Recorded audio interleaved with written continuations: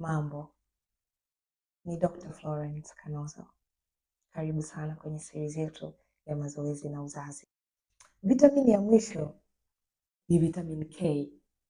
Vitamin K ni ya muhimu sana kwa sababu ni vitamin ambayo inasaidia mwili kupona vidonda, hasa kukatisha kidonda kutoka damu. Yani nikijichana hapa sasa hivi si damu itatoka, lakini itafika muda ile damu itaisha, itaacha kutoka. Sio kwa sababu eti mwilini mwangu damu imeisha nimekauka kabisa. Lakini kwa sababu vitamin K imefanya kazi yake. Kwa vitamin K ina tabia ya kuregulate kidonda, kuzuia upotevu wa damu pale unapopata kidonda. Uzazi ni kidonda. Si ndio maana tukishajifunguaga waga tunaingiaga mwezi kwa siku nyingi, siku 30, 40. Wengine wiki 2 inategemea. Lakini huingii mwezi siku 4, siku 5, siku 3. Kama tunavyokuaga sisi wanawake wa kawaida. Vitamin K inakuwa inakusaidia wewe kuzuia ule uvujaji wa damu baada ya kujifungua. Lakini pia vitamin K ina play part kwenye kinga ya mwili. Sawa sana vitamin D pia kwenye kinga ya mwili hasa ya mtoto. Hii ndo sababu mpenzi wangu unapewa vyakula vya mafuta.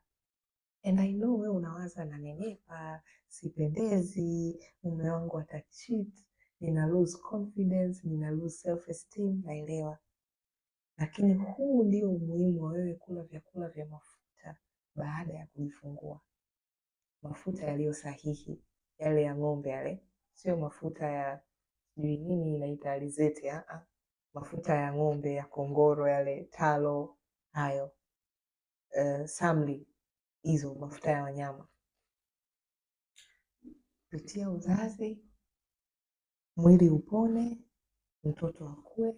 Baada ya hapo njoo gym, tutakusaidia kurudi kwenye hali yako ya kawaida, tutakuonyesha namna ya kupungua uzito na maisha yako yatarudi kuwa Kwa hiyo yule mkoyo wa Kichaga anapokulazimisha kula mtindi kila muda na supu ya makongoro, sio kwamba anataka unenepe, sio kwamba eti wanawake wa zamani wana roho mbaya.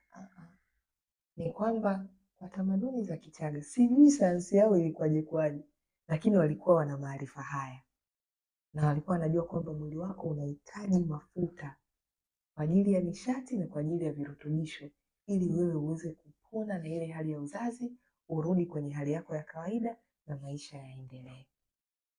With that being said, nawapenda sana.